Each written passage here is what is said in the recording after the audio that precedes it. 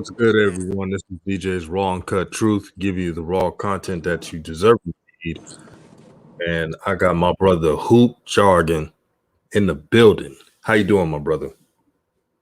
What up, DJ? Glad to be here. Like Prince Hakeem said, I'm very happy to be here. Yes, my brother. That's Gotta take them back. yeah, man. The original coming to America. Shout out to J&J Video. She's already there bright and early. Thank you for the $5 super chat. Says smash the like button, y'all. Exactly. Don't treat me like a side hoe. Hit that like button as soon as you get in. Proper etiquette. So, Hoop Jargon, we had a discussion live yesterday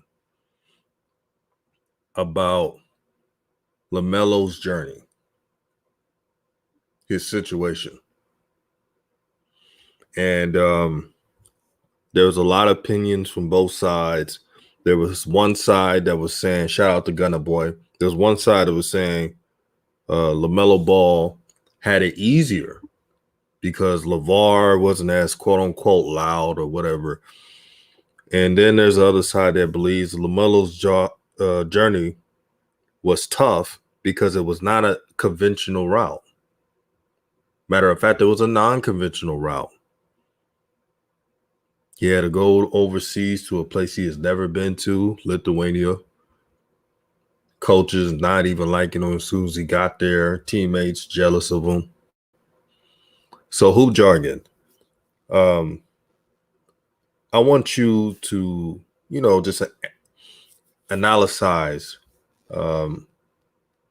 LaMelo's path, his NBA journey and pre-NBA journey. Yeah, and so just like when you was on the stream, brother, and you was laying it out there, and I'm sorry my audio may be a little off. My earphones are not working for whatever reason. I'm driving, but I'll be where I'm going to be in about 10 minutes. And when you made the question, my first thing was to ask for clarity. Like, what do you mean by who had the harder path? We talk about the path or situationship, basically. And you told me the path, right? So when you asked me that, my first thing was, well, LaMelo, and it ain't close. And the reason why is some of those bullet points that you just laid out is that we understand that Lonzo, had a lot of expectation that, you can say that his father created. I would argue that that's how he'd been his whole career. His dad always shot call for his boys. So I don't think, to me, that's extra pressure that a guy like Lonzo can't handle. But let me go back to why I say LaMelo is harder. So with that same type of expectation, let's take it back to Chino. You moved your kid up so he can play with his older brothers. So, as you know, in the high school game, guys, it's always damn near the opposite. You hold a guy back in 8th grade so he can be better and develop by the time he gets to high school. So that's why you got guys like Gerald Green, who went to Gulf Shores High School in Houston. He was 20 years old when he graduated high school, when he got drafted in the NBA.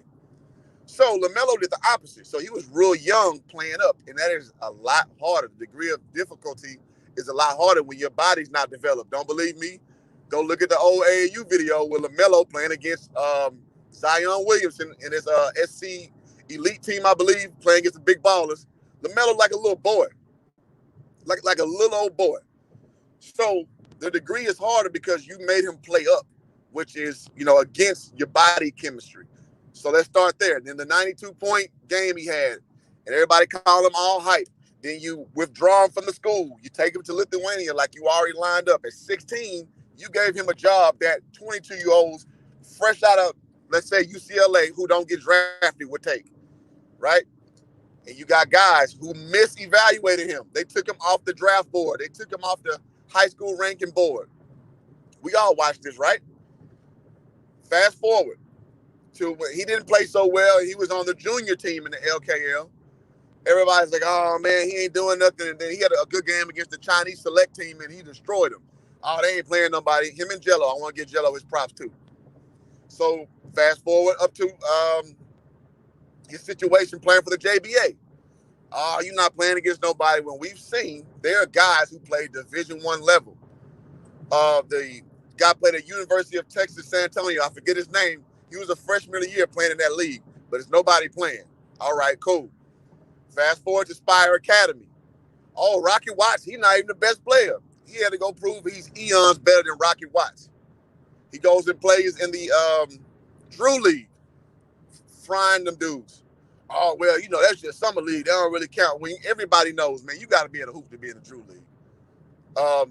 Fast forward to playing in Australia, playing with Aaron Brooks and Josh Boone, two former pros. Earned the respect there, but guys started looking off of cheat sheets. Oh, well, you know, he can't shoot. Oh, well, he doesn't attack the rim. And if you've been following LaMelo since about 16, you know he's a rim attacker. So all this disdain, whereas you juxtapose it to Lonzo, the only big knock coming into the NBA was that De'Aaron Fox hit him for 44. His dad has a loudmouth, and he's signing with Big Baller Brand. That's pretty much it. There was really no knocks to who he is as a player. I mean, when he got drafted number 2, nobody said it was a reach. Everybody, you know, knew he would be that high for quite some time. So with all those things I laid out, I want to say that is the reason why I say just on inception, a lot harder. And I know some people will say Lonzo, you know, he had a situation of the scrutiny, which he did. Yes, he did. But when you throw in these layers of LaMelo's journey going unconventional all the way through, I don't think it's even close. And I'll touch on a few, and I don't want to hog it, so go ahead, DJ, and I'll jump back in with some of my retorts. Who jargon, man? You did so well in that I was just vibing, bro. I was vibing, listening to just you were spot on. I would be very ignorant to say that LaMelo's journey was easier. And we're just gonna forget the naysayers and the pushback. Every team he was on, and Hoop Jargon pointed this out, you know it's true. It was always LaMelo had to compete with something. Each team he plays against, oh, LaMelo may not be better than this player. Every time he's on a team with somebody else, oh, this player is better than LaMelo. When he gets to the NBA, did you know that people were questioning that LaMelo being a top 5 pick was alarming and said that he has high bust potential, boom or bust? I remember that. DJ, you remember when LaMelo finally found his way back on the draft boards? They had him projected to be a number 28 pick. Y'all remember that? Oh, yeah, I remember that. And people were still saying it was a stretch. NBA Draft.net had him at 28, and people still saying it was a stretch. Ain't that? And bro, Jonathan Williams says, don't forget Rico Hines' run surrounded by NBA players. They got him prepared. But you also said something spot on, Jonathan Williams. You said LaMelo had to debunk perceptions that were due to Lonzo's shortcomings. Well, Lonzo he's on a good trajectory, and he's going to get the bag this year. But Jonathan Williams, you are right in one aspect that the media was using Lonzo to discredit LaMelo before the draft. Absolutely. Y'all know it. I know it. Everybody knows it. And we got the sister J&J video in. How you doing? What's up, gentlemen? How y'all doing this morning? What's up, JJ? Not much. I keep trying to get up with you, man. Yeah, man, me and you like the worst 2 Twitter users that ever lived. I beat all of y'all with that. I need you, JJ. After the show, I'm there, baby. I'll go look at. Send me something, and yeah, we done deal. I'm there. DJ, yes, Hoop. I completely agree with. Like I said in the comments, Lonzo went the status quo way. He went the normal way that, you know, these guys get in the NBA. He did his one and done. Everything he did was expected. LaMelo went completely off the charts. I mean, right from Lithuania on up. Well, even before that, like you said, because I saw some videos the other day where it was even before the AAU, man. LaMelo looked like he was about 8 years old. And he was Facts. playing against all of these big, I mean, I'm talking high school, you know, they looked like they were significantly older. And he was killing it. So yeah, I agree that he had a much, I think he had a harder route. That's my opinion. And I want to add a little bit to that, Jay. If you remember when he played in that tournament, LaVar was cussing him out. He actually was looking pretty bad. Like, I mean, he did everything that he does now. He just was bricking them long threes. He was bricking contact layups. And you remember LaVar cussed him out outside, and he pulled him off the court that one time. So he had a lot of shortcomings, and that's when that doubt crept in people's minds. So we got to make sure we chronicle this stuff correctly, because everybody was not high on LaMelo, man. Yeah, that's true. And you know what? And when I look back at the video that I made yesterday, I'm like, wow, I left so much shit out of there. But I can only make it for so long because it takes me so long to edit because my eyes and stuff. That's facts. But I'm like, there's so much stuff that you could chronicle about all of their journeys. But Melo in particular, because of all of these different roads that he took to get where he is, you know. So yeah, I agree, you know. And a shout out to Jay Strokes. I see you, my brother. Make sure you subscribe to his channel. Great content. And definitely when Lonzo's in free agency, we definitely gonna have him on a panel and many others. Because I think it's gonna be a celebration. Play on a better team. Bartrand, my brother, he says Newman, Anthony, Cole Anthony, RJ Hampton, and Nico Mannion, etc., were supposed to be better than LaMelo. That's what they tried to tell us. Remember that? Yeah. Out of high school, LaMelo was ranked number 26 by ESPN. Which was BS. This brother almost had a triple-double a game. Each game, he averaged almost a triple-double a game and couldn't even be at least top 10.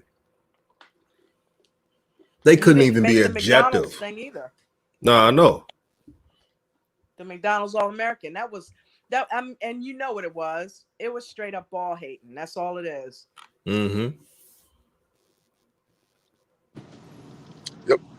And it's a little deeper than that too, because they wanted to try to disavow that notion that you can go play somewhere else and still stay on that radar. So LaMelo is going against the non-conventional pathway bias as well, because they basically, you know how these lame writers and sports entities do. That's why Barry Bonds is not in the Hall of Fame. That's why T.O. took 3 times to get in the Hall of Fame. They really think they can bully you out of your talent because you don't do what they tell you to do. So, and that's what Kwame Brown has been exposing with these dudes. So you got to peep game on multiple levels, because they do this stuff all the time and it goes unscathed. Oh, yeah. You know, the NCAA was hating big time. And then the whole big baller brand bringing out the shoe thing definitely didn't help matters. Absolutely. You know, when they should have been applauding this man for finding another way in, but it was taking money from them and attention from them. So it was, it was a conflict of interest for them, where it should have been something that, hey, wow, look at this guy. He's real, you know, he's really taking ownership and he's bringing eyes to the sport and putting butts in the seats because everybody wants to see this. They're hating instead because they're not getting a piece of the pie. You know what's funny, Hoop and J&J? A lot of folks are acting oblivious to it. They act like this never happened to LaMelo. They just have short-term memory.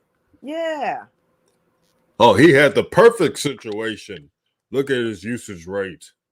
The coach, he's had a better situation than his brothers and all. And Lonzo was in a bad situation. I'll be the first one to say it. Luke Walton, terrible coach. He barely plays point guard.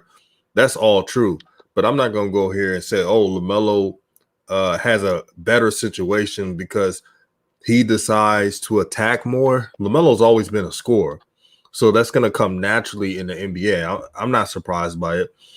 But I'm going to put this out there for everybody to hear. LaMelo will have a good situation when the team is built around him. Facts.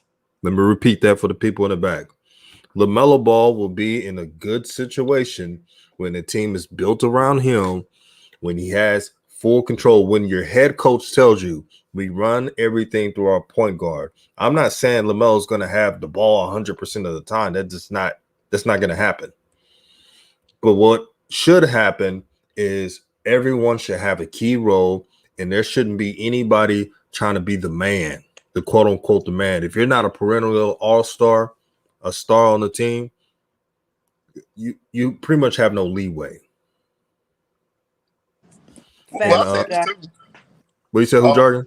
Yeah, I would say, and also you got to give him carte blanche to do what he needs to do. Like the same way we saw Luka Doncic come to Dallas and just take that shit over. When Dennis Smith Jr. was a good point guard, but when Luka came, a generational talent, and the Mavericks weren't necessarily built for Luka per se. They went and got Porzingis, so that's a great piece. But you got to just give him carte blanche to do what he wants, because that's a great point, DJ, that he's a scorer first. And I knew he turned the corner in Lithuania when I started seeing him pass the ball up like how Lonzo was doing. I was like, okay, he's evolved. He's a different monster now. And you only see him cultivated as he's went past that point. So people who really can watch basketball can see generational or transcendent talent. And he started to show that. And I also want to see, to your point, DJ, that and I don't want to dismiss that Lonzo had it difficult. If y'all remember before he got drafted, they had D'Angelo Russell, right? Right. The Lakers were one of the worst assisting teams in the league. So basically meaning Julius Randle thought he was a point guard. B.I. thought he was a point guard. Russell, Jordan Clarkson, one of the worst ball sharing teams in the NBA. And when Lonzo came, he had to come and change that culture. So I definitely understand he had a lot of I guys on the team, me guys on the team. So that made his path a little harder. I'm not detesting that one bit. So I do want to give some credence to the notion that Lonzo did not just have this red carpet rolled out for him, per se. So true. And let me read some of these comments. Jay Stroke says, Lonzo had the tougher road because he had no blueprint. He just had to eat it. His struggle was an advantage for LaMelo. He prepared him for what was coming. Shout out to my brother Jay Strokes. I got to give flowers to Jermaine Jackson. I think Jermaine Jackson perfecting LaMelo's game, adding something to his bag. Now, LaMelo always had a bag. He always had different moves because he was short. They see LaMelo with these spicy handles, and it's no surprise to anyone that truly watches him, because when he was young, and he was 5'8" at the time, he had to score over bigger players. When you see him do that floater at that size, at 6'7", it comes with like easy for him. That's because he was used to it. Handles. Right. Lasagna on the grill. That's true. And it's so hard for him to do that at his size, but he still does it. But do y'all think they made him stop doing that? Because if you notice, he didn't do it as much later on in the season. I'm talking about even before the injury. Mm-hmm. I feel like Borrego kind of, stifled that a little bit. When Hoop Jargon was talking about the Mavericks, the one thing the Dallas Mavericks did right was not try to conform Luka. Facts. They try to enhance his strengths. You know that little jump shot he does, that little clutch threes he be doing? He doesn't lift up his shot. I don't know if you realize he doesn't.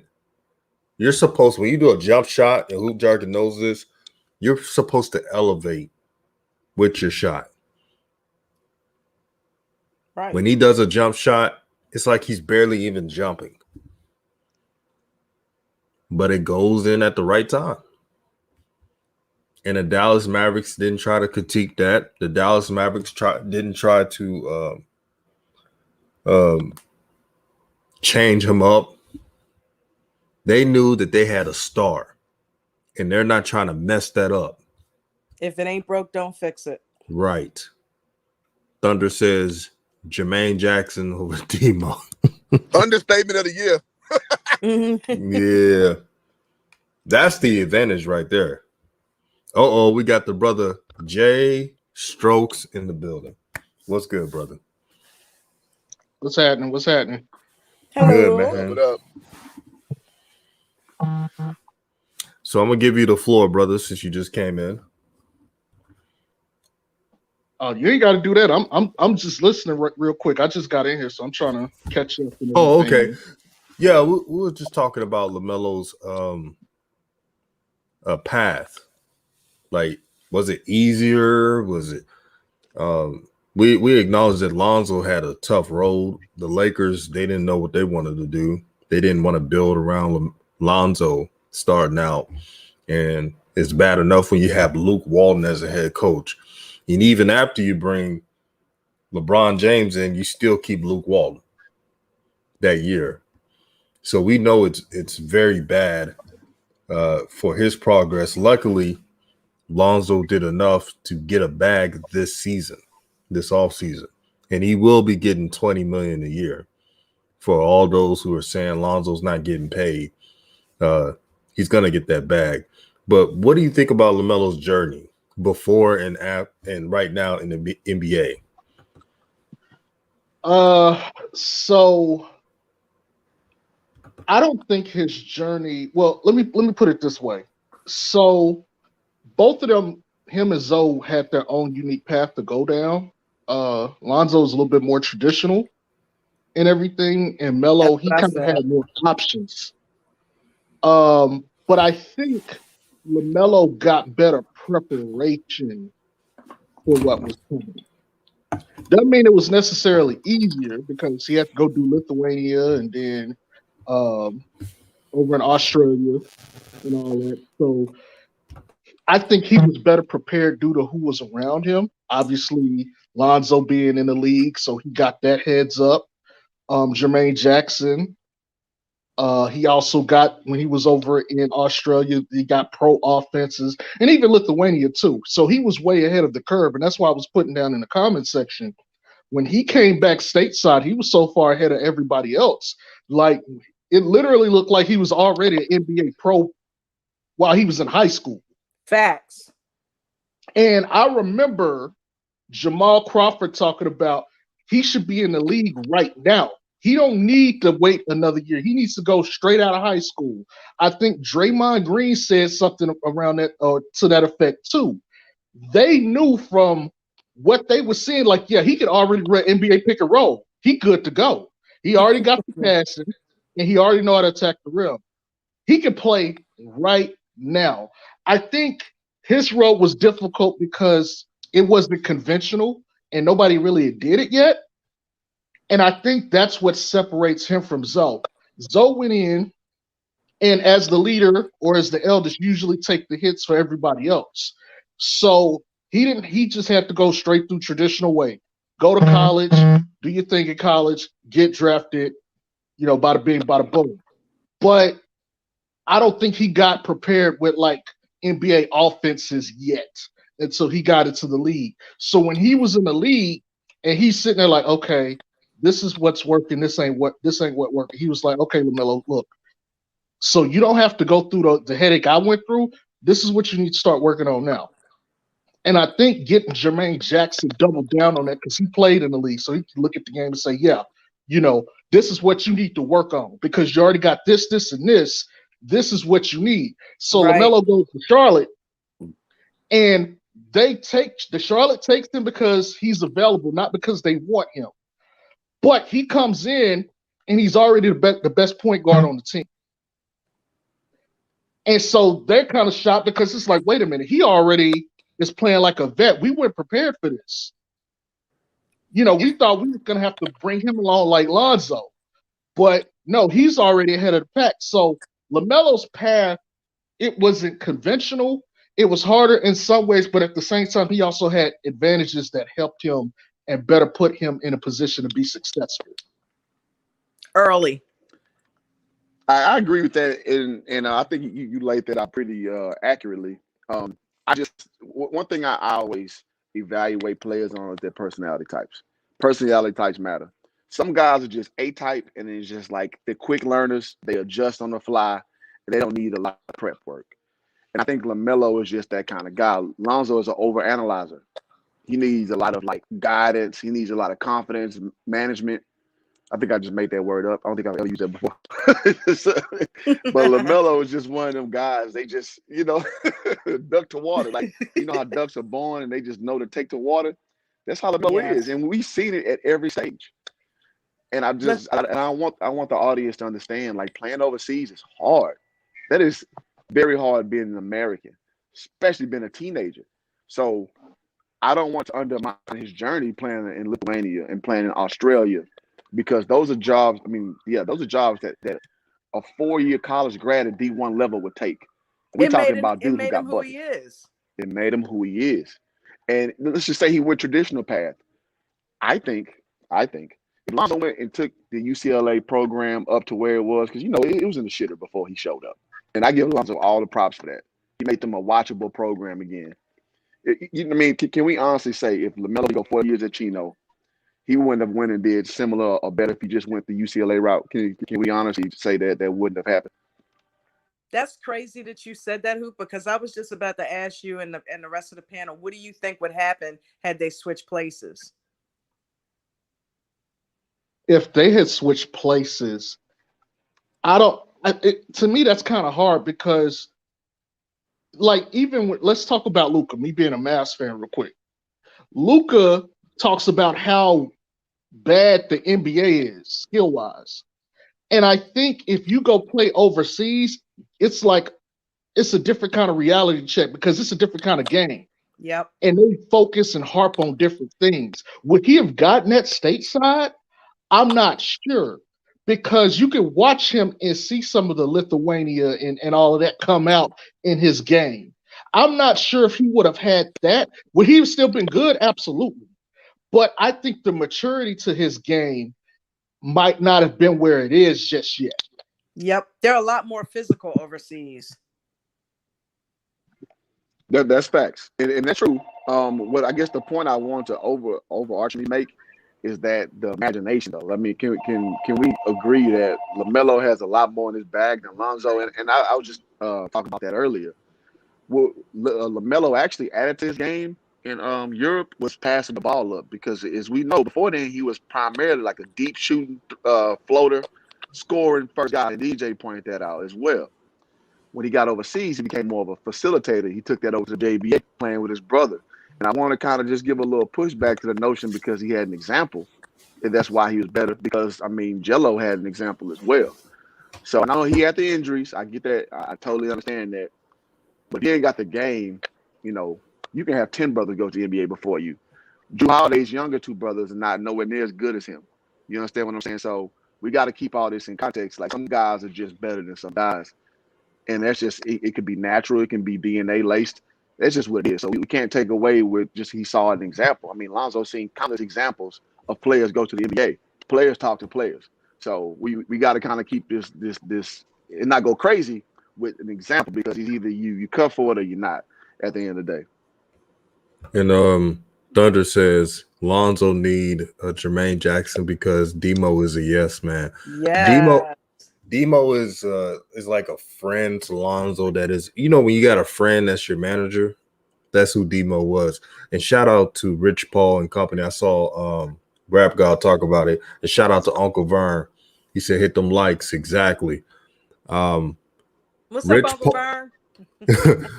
Rich Paul has given Uncle Lonzo trainers, skill developers, analytics team, and everything. And it's really been a big help to Lonzo. I really wish Lonzo had a Jermaine Jackson type. Oh my God, yeah. That would have done wonders. That yes. Jermaine Jackson is someone they don't mention enough. He guides LaMelo. When LaMelo has an off game, you can tell Jermaine Jackson is like on his ear saying, hey, Next time, I don't need you being passive. Being passive got you the L tonight, LaMelo. I want you to go at their throats, mix that bag up. And you will see after an off game, what will LaMelo do after an off game? He'll have He a comes couple back. string of good games, like Yep. J&J Video Comes pointed back. out. Honcho says Demo is just Lonzo's manager. JJ is a coach, mentor, on top of being a manager. Sometimes That's being the a difference. manager, you got to Agreed. be all three. You can't just be one way in the manager. You got to be all three in today's NBA. And we got Rave Kingdom. Rave Kingdom, what is your opinion on LaMelo's journey? LaMelo's journey was harder than Lonzo's, but LaMelo's situation is easier. And I don't know what y'all said because I'm coming a little late into the show, so I apologize. That's all good. But I feel like LaMelo's situation was easier because I think a lot of people is looking at LaMelo's journey and put it into his situation. I really feel like when LaMelo came into the NBA, Lonzo gave him every single tip that's going to keep him from situations he had to deal with. And I wouldn't be surprised because LaMelo and Lonzo already said we actually been talking to each other throughout the whole season.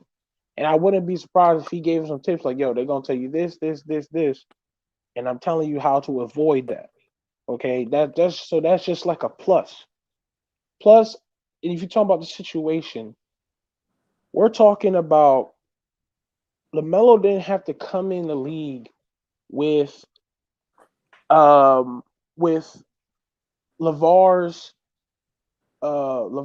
biggest, I would say, I guess making every single player mad.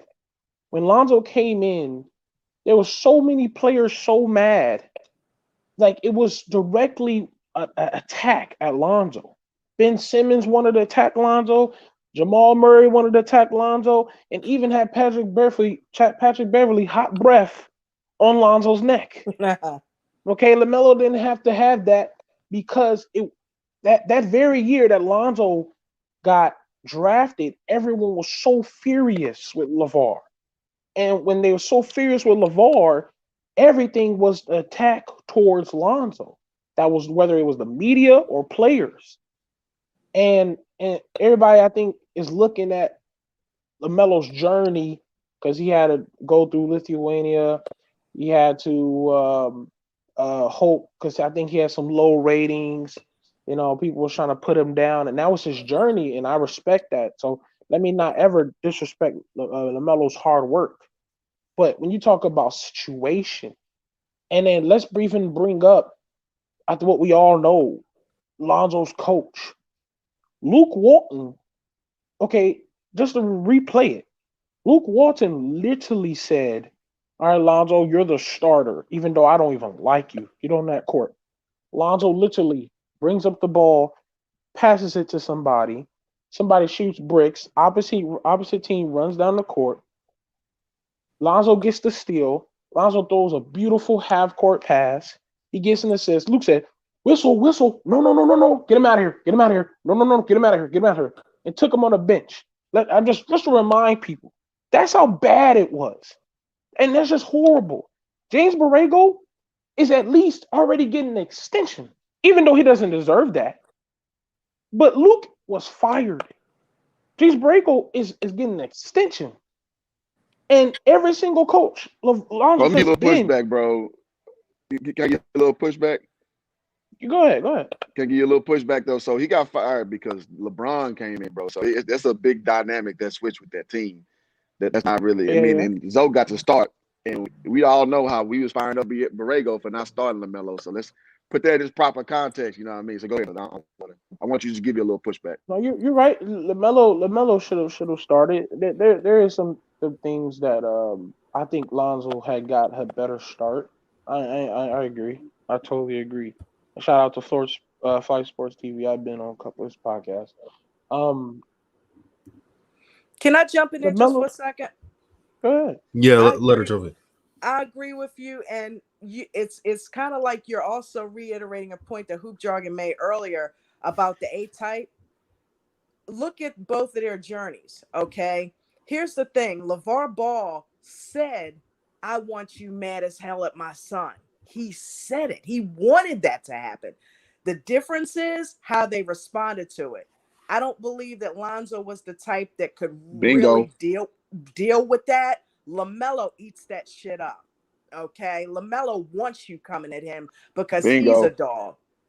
And Lonzo is not taken from Lonzo. Now, I'm not calling him soft by any means, but Lonzo is not that atypical personality that's going to run with that adversity. It's going to kind of bring him down a little bit. And I think that's what happened. How many players is really going at LaMelo though? Well, we don't know what's going on behind the scenes, but I doubt it because, to your point, everybody kind of likes Melo's hard not to like. Right? And I agree, definitely. But I'm just Well, saying you think NBA? I'm sorry. Go ahead. I'm just saying that Lonzo's situation, everybody was coming at him. Like LaMelo ain't got a whole bunch of players that that Lonzo had to deal with when he his situation, and Because he that shut really him up killed. And I early. want now that's what I think. That's what you said. I think that preaches to LaMelo's mindset because LaMelo's like, "Hey, I'm gonna be a dog no matter what." So I can see that he that preaches to his Exactly. That mindset. gameplay To his after that mindset. first game, who would come Right. at him? Who would Right. come at him? He I didn't can give see him nothing to that. beef about because he was killing it. And let me jump in. Let me Well, read here's some the of these thing, comments guys. first. Oh, go ahead. So, yeah.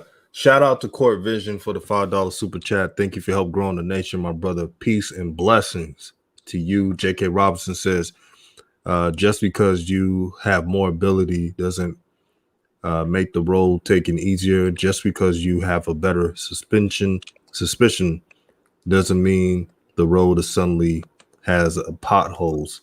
Yeah, shout out to J.K. Robinson. Flight Sports TV, my brother. How you doing? Subscribe to his channel. Thank you for tuning in. And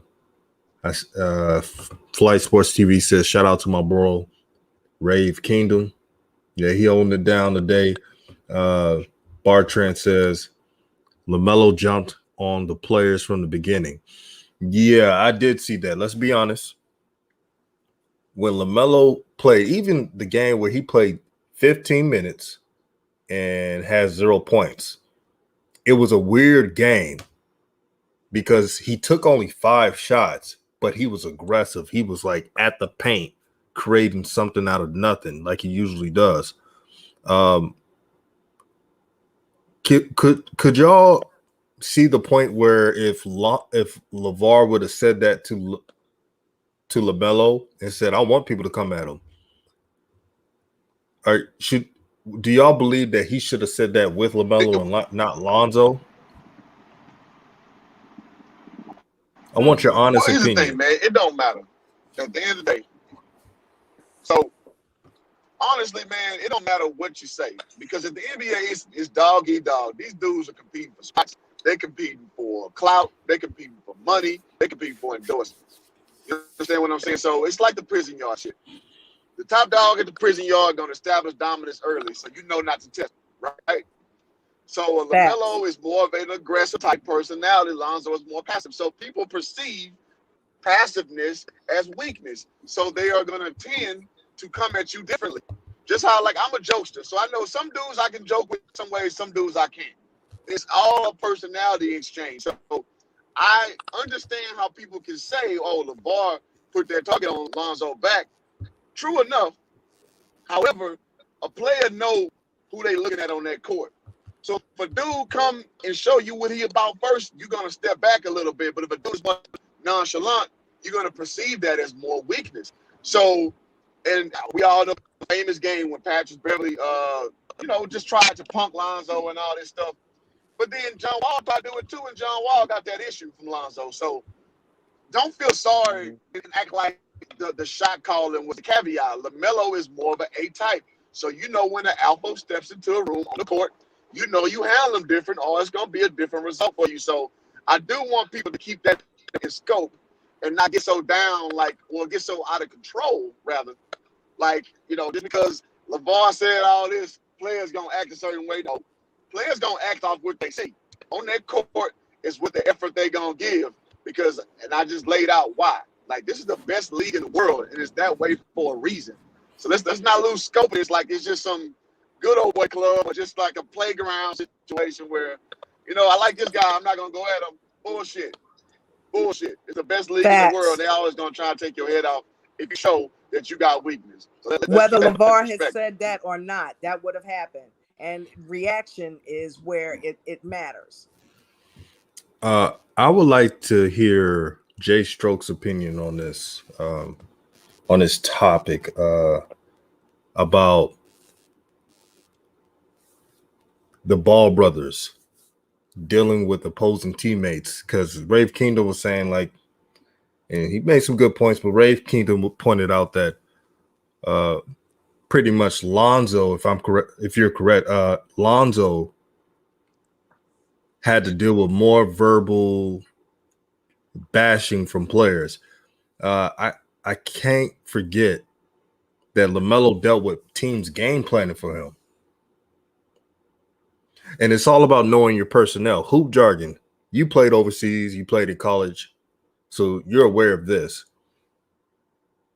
When teams know that you're very aggressive, like when a player knows that, hey, don't talk mess about this one player, they're going to go off. I think that's why players didn't really verbally attack LaMelo on the court, because he feeds off of that. That's a great point. He feeds off of that, man. Every time y'all seen LaMelo Ball, every time somebody talk trash about LaMelo Ball, he goes on these streaks like going ballistic. Facts.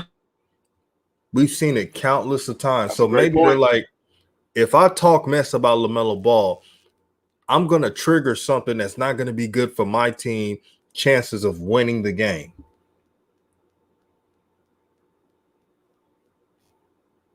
So they do it in silence. Can I add this real quick?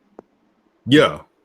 Man, that's a great point. And I want to just anecdotally add this from my life. I was a guy, like, I would talk about, I would make jokes on the court. I didn't really go at guys like that. And my biggest thing was, if you wanted me to be subdued, just shut up and play basketball. What I would always do when somebody start talking that shit, I'd be like, give me the ball. Give me the ball. I'm like, boy, I'm going to make you shut up. Because that's how I was. Like, but if you was cool, I was about getting everybody involved. As long as we win, I dunk on somebody, give me a couple threes, I was cool. But if you start talking shit, I'm like, give me the ball. Because I'm going to shut him up. You know what I'm saying? And so LaMelo strikes me as that same kind of guy, man. And that's a very excellent point. And it's very real. Think about Kobe. Think about Jordan. Think about Gary Payton. Them dudes were motivated by shit talking. Reggie Miller. Like, they would, it's stories that they would make shit up just so they get mad. Just so they can go out there and play mad. Because that's when you have that fight or flight mode, you accelerate the game. But it's hard to bring it from nothing. But some guys, they thrive off that. And it's almost animalistic in a certain way. So I think that was an excellent point I didn't even think of. So I appreciate that comment. That's that water boy syndrome. You said that's that what? That's that water boy syndrome. Hey, man. It's rough out there. Gatorade. Bobby Boucher. But it's true, though. It's very true. Like that. They got that they didn't get it from nowhere. Some dudes, if you shut up, they all right. You start talking noise, you're going to accelerate. You're going to get their adrenaline going, and they're going to wear your ass out. And that's why I think with Kobe, haters motivate me. I admit it. Stop giving them motivation. Haters motivate me. That's always been all my life. Man. Y'all, yeah. Hey. That's just like when I played drums. I would go into a situation where I might have been around some other musicians, and I was like, "Hey, can I get behind the kit? Get behind the kit. You play drums?" Just because I'm a girl, right? And all of a sudden, just start going ballistic, and they like, "Whoa!" Because right off the top, instead of me talking, it's like, "Okay, you feel like just because I'm a chick, I can't play." Boom, check this out. Just LaMelo reminds me of that so much. He just got on the court and did his thing and shut everybody up. There you go. Let me say this. I think a lot of people forget that in college, Lonzo was that dude. And even on the court, he would talk trash. And so I get the alpha personality thing and stuff to a certain extent. But I'll say this. Sometimes there's people who are alpha in one setting with one group of people and beta in another set. So I've seen Lonzo be alpha around Melo, but he's rather chill and relaxed around everybody else. I don't know if that's necessarily just him being alpha necessarily, or if that's just his personality type. But Jello had this thing where there was a sneaker show or whatever, I forgot what it was, but he basically said, hey, Lonzo called me the night before and said he finna go out there and drop 30 on the Warriors.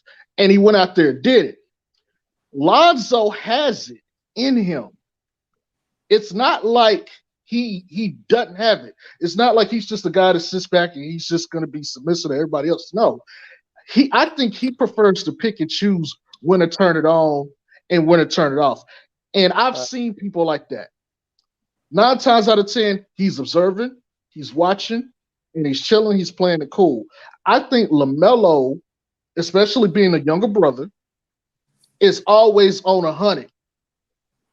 Yep. I think with Zoe, it's just, okay, I need to just play my role and keep it chill. I know when it's time, I can do it. It's but in there. It ain't about me. It's more so about everything else. And I think for him, it's up to him to decide, okay, I need to be on 100 all the time. But I don't think that'll ever be him because he's just seemed to be that kind of guy that's just like, you know what? I'm just here to have a good time, chill, enjoy myself. I'm not going to sit here and buck the system necessarily. I got Zion, I got B.I. I'm going to let them handle the work. But when B.I. gets hurt, okay, I got to turn it up. Now it's like, oh, man, wait a minute. Zoe, that dude. Like, yeah, Zoe has always been that dude, but Zoe is not going to disrupt things for personal satisfaction or gain. He'll fit in and do what he needs to do, but he's not going to mess with things. Melo is one of those types that, yeah, I'm gonna destroy the entire system if I have to. Y'all gonna Right, see Melo me. likes to be seen. To Jay Stroke's point, there was a time, and Bartram pointed it out, and shout out to Jason Zimmerman. He said, chiming in from North Carolina, new media. Hey, man, shout out to North Carolina. You know it's all love. But Bartram pointed out the Golden State game. He said, now, I liked Angry Lonzo when they were playing Golden State. That back and forth with Dre was classic. It was classic. So he has it in him. What about the time they played the Clippers and Lonzo, after hitting a big step back three, did the short man sign to Patrick Beverly? So it's a matter of when. With Lonzo Ball. Hopefully, when he goes to another team, and I think he's going to be in another team, that side could come out more. But what you were going to say, Hoop Jargon? No, I was saying, and we are who we are in this world, man. And I kind of led in talking about me. I had a chill disposition until somebody started talking that shit. I think Lonzo has a similar personality trait, in that capacity, and you guys have did an excellent job of laying that out. Will he lead with it? Probably not. I mean, we are who we are. And I think, I like see a discussion like this brings out nuance, so we can start really just, it ain't about alpha, beta. It's about when your alpha comes out and blah, blah, blah, blah. I think Jay Stowe laid out well, saying that he's an alpha amongst some, beta against some. I think that is very much true. And I also think there are some guys that just alpha every time. It's like, yo, this is what it is. I don't know what y'all gonna do. This is what I got. And I play with a lot of dudes like that. And me, when I had alpha moments, I would like understand, okay, this person, we both go out there trying to show out, we ain't gonna win. So I will acquiesce to him until he start effing up, and then I'm gonna check him. But Right, I'm okay with you stepping up and you being, you know what I mean? And that's kind of how Lonzo right. is because he's a point guard first. Comparison to like say a Westbrook, who is he always in every room he in, he alpha sometimes or a lot of times to a fault. So I think this is a great discussion because yeah, we kind of going deeper into personality types and how they can switch or how they default to like some guys is I am who I am. You get used to it or we gonna lose. So I think that this is a great discussion in that capacity. That brings the question up about Jello. Jello is like ultra chill. I think that's why we don't see that fight to get on the court like we do with the other two, because Jello is chill. Not that he doesn't want to be there, but it's almost like a 1, 2, and 3. Melo is super turned up. He's amped. That's why all the guys rally around him. He is amped all the time. You guys said it. Lonzo, not so much. When it's time to get amped, we've seen some of the Ball in the Family episodes where he got in LaMelo's ass when they weren't practicing right, and he's a jokester. He's funny as hell, okay. But Jello was always chill. You didn't really see a whole lot of that, and I think that's another reason why he's not in the NBA right now, because that gotta go get, that's not there. He's like super chill with where he's at. If he gets in, great. If he doesn't, whatever. That's a good point. Especially, I didn't even peep. I forgot. Totally forgot about the 1, 2, 3. I forgot the numbers go right straight together. They line up. LeVar Yeah, knew they it. really do. And that's why I really like listening to you guys' podcast, because I'll be at work and listen to the podcast because y'all really do bring some information and facts that even I can learn, you know what I'm saying, towards the situation. But what J Stroke said kind of brings me back to memory more, because if you think about it, this man Lonzo, I remember Lonzo came out of nowhere and started yelling at the refs. Like, when did we see that in a while? You know what I'm saying? And I feel like might be like a little turn on off switch. Like, it comes on or it might not come off. And that's why I feel like this off season is going to be so important for Lonzo, because I think he's finally going to finally have where a team is going to invest in him and let him do him. And I feel like a lot of confidence, and we're going to see more of that on switch of alpha, right?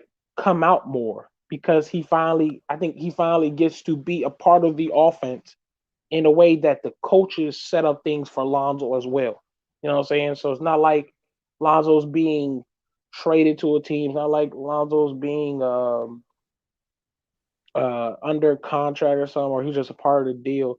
This is something that says, hey, Lonzo's available. I think he's like the top 5 free agent right now. I think so.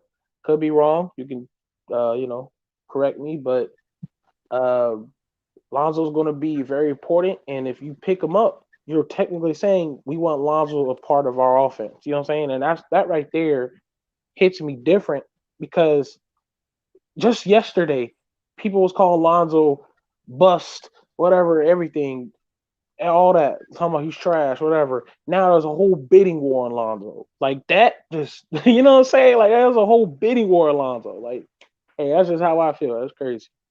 Can I ask the panel a question? What do you think would happen? Because when he was at UCLA, I think we saw more of that turned up Lonzo. If given the keys, do you want to give your keys to a guy who is not real, who's on and off, or do you want to give it to somebody who's turned up all the time? And if Lonzo's put back in that situation like he was at UCLA, would he bring that Lonzo out more often? Yeah, yeah. At that switch would be a lot turned on more, because you watched how when Lonzo was playing the 3 and D role of Stan Van Gundy, Lonzo was like, in the interviews, he was like, you could see by his demeanor and how he was acting, it was kind of like he was disappointed, like I'm Yeah. here. Lonzo's like, I'm here playing the 3 and D role, you know what I'm saying? And he said Mm-hmm. that in front of the media to let everybody know, I'm doing something I don't like. And even when he was on the Lakers, the way Luke was using him, you could see how his love of the game. Like if you watch him in the summer league when he came off the UCLA, he came in the summer league with high energy, high motor, like we see LaMelo. I think people Mm-hmm. forget that when he came out of college, he was still high motored.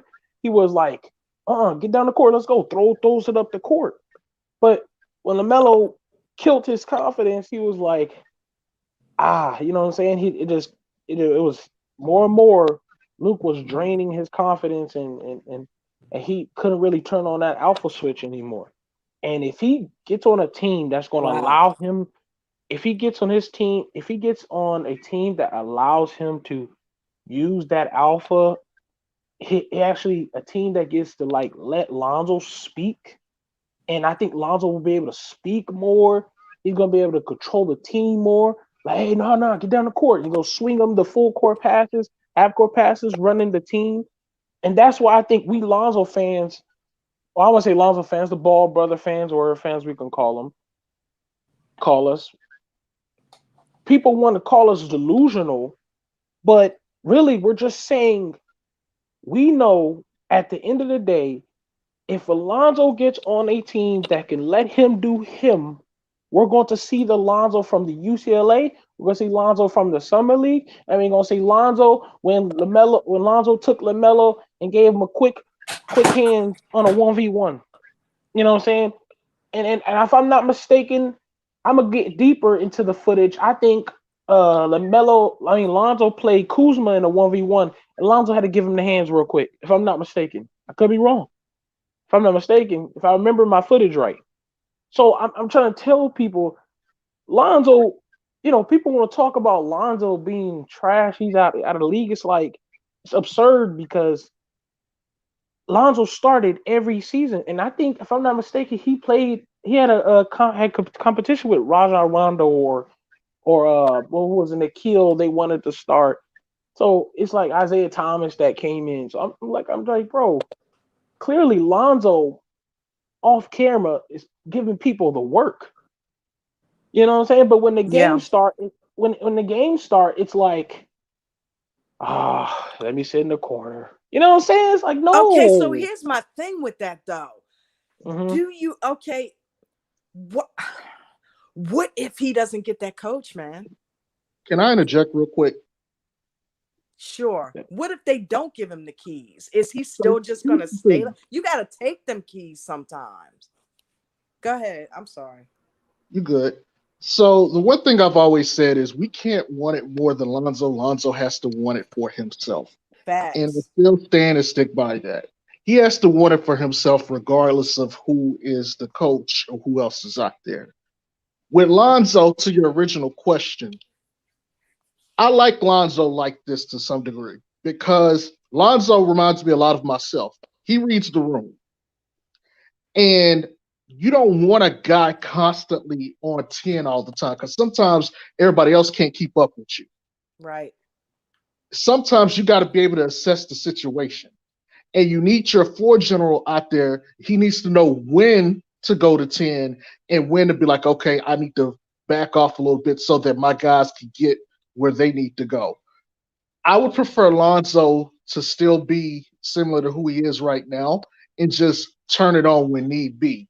Because I think his observation skills are one of his biggest strengths on the court. It's why he has the great court vision. It's why he can make the passes. It's why he's willing to make the passes. It's because he actually can take the time to sit back and not just go, but let me make the appropriate play. We see Right. it when he's in transition. He can just go from, okay, I got the ball, I'm going from point A to point Z. And he'll do it when it's necessary.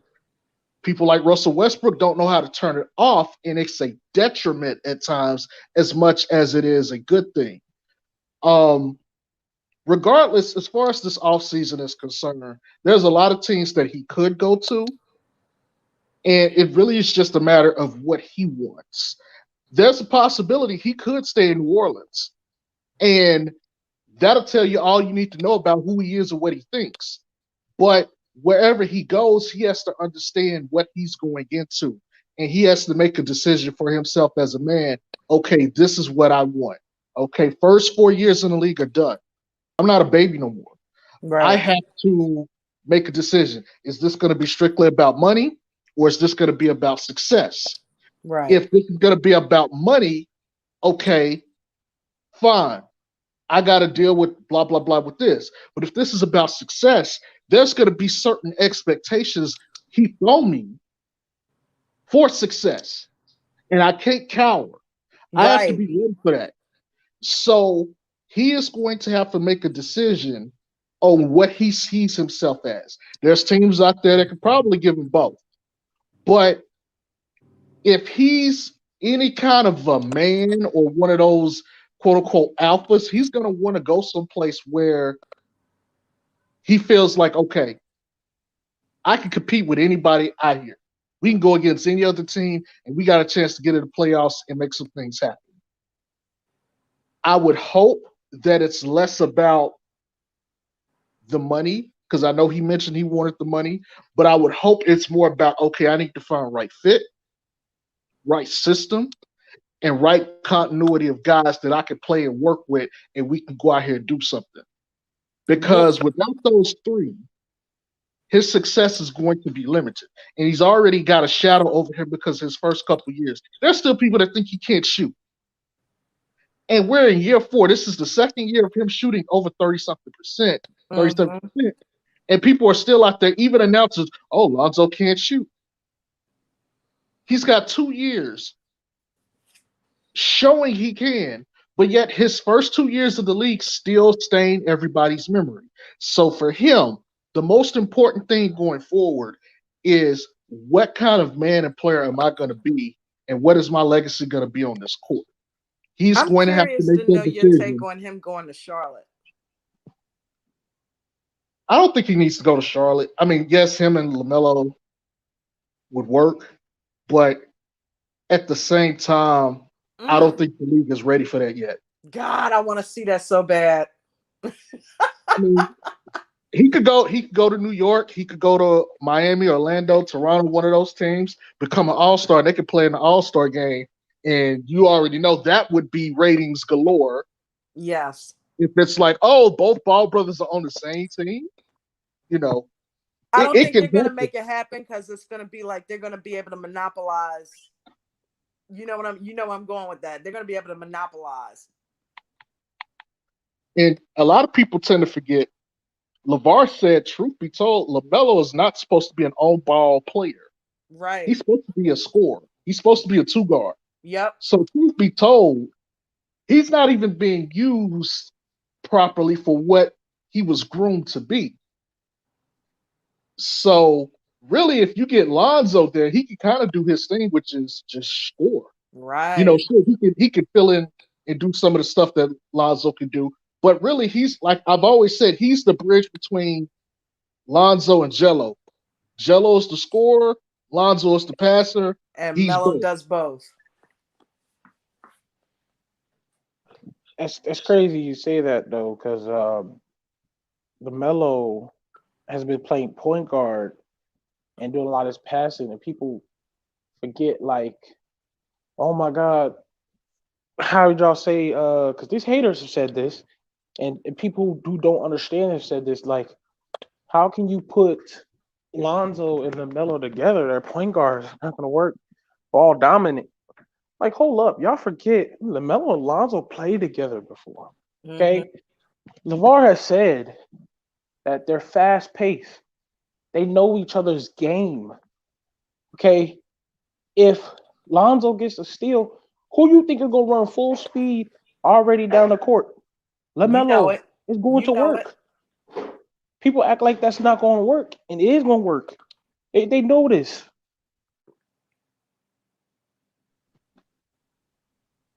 That's how they were structured. You are on point.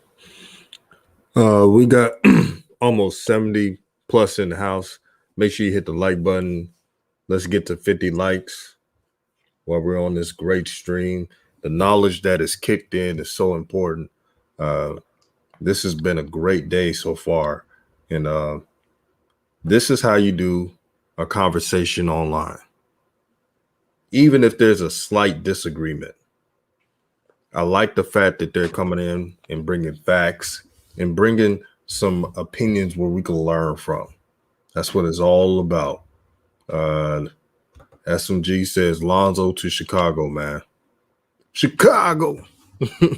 That'd be Chicago. Zach LaVine and Lonzo. That'd be something to see. I agree, but I want Lonzo on the Knicks. I ain't gonna Even though I'm a Laker fan, bro, if the Clippers get Lonzo, they could have a defensive backcourt so dangerous, man. It will put everybody in the chamber. Kawhi, Paul George, Lonzo on defense. Good luck scoring. And I think a lot of people will actually see Lonzo's defense because if Lonzo goes to Clippers, Lonzo actually doesn't have to look left and look right to go help out his team and pick up the slack. Oh, man, that would be good. Yeah, the only thing Lonzo has to work on defense, and this shows how talented he is on that side of the ball, is getting off screens. That's about it. But man-to-man, straight up man-to-man defense, he's really good. He's a killer man-to-man.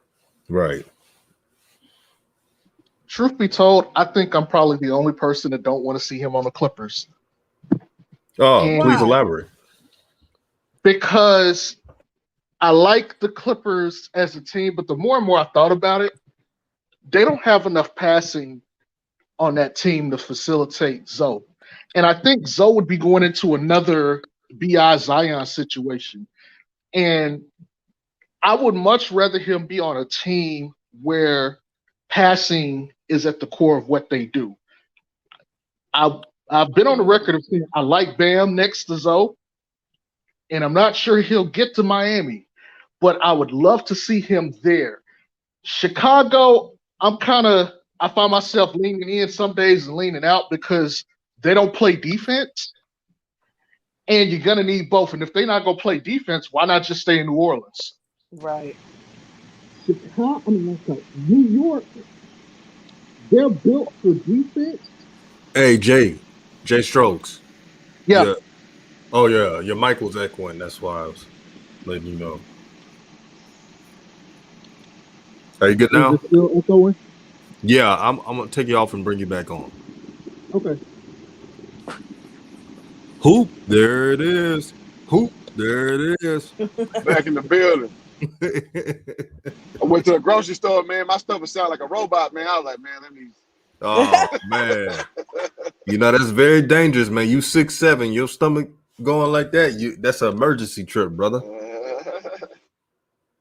I'm back on my fasting today. I've been eating way too much pizza. All right, can y'all hear me without the echo? Yeah, Yes. you're great. Okay. With the Knicks, I like some of what they have, but I feel like they still lack shooting.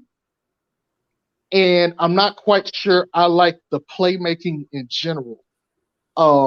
It's a good fit for him, but again, I want him to go to a team where passing is at the forefront. Like the Warriors, they like to pass a lot. Do I want him on the Warriors? No. But for me, it's like I'm at a crossroads where I want him at. I can see a lot of teams. Toronto, if they decide they're not going to bring back Kyle Lowry, which is likely. And then there's a couple other teams out there that I think he would fit on pretty well. But, it's that I haven't seen a perfect fit for him just yet. And I think that's my issue. Yeah, the Clippers are nice because they got the two big guys there, but are they going to get him the ball when he needs to get the ball? That's one of my questions. Granted, his job is to make sure everybody touches the ball and yada, yada, yada. They already got Rondo. Are they going to bring him back? I don't know. And I made a video talking about this the other day. There's a couple guys who are going to be on the free agent market. Dennis Schroeder, Spencer Dinwiddie, Kyle Lowry. There's going to be a couple other ones out there. So I think, especially with this offseason, it's going to come down to fit. And I think that's why his decision is going to be critical for what he views himself as going forward. In theory, a lot of these teams are nice, but I'm just not quite sure I've seen the perfect fit just yet. I want to see Zoe on a veteran team. I want him back on my Lakers because we know the LeBron era is probably about 2 years done. You want to be with guys who know their defined roles because we talked about personality type. I wouldn't mind him on the Clippers. I mean, I know that's already been rumored, so I mean, who knows how that shakes out. I think that's what Zoe is. Zoe is a player's player, man. He knows where to be. He knows all 5 positions.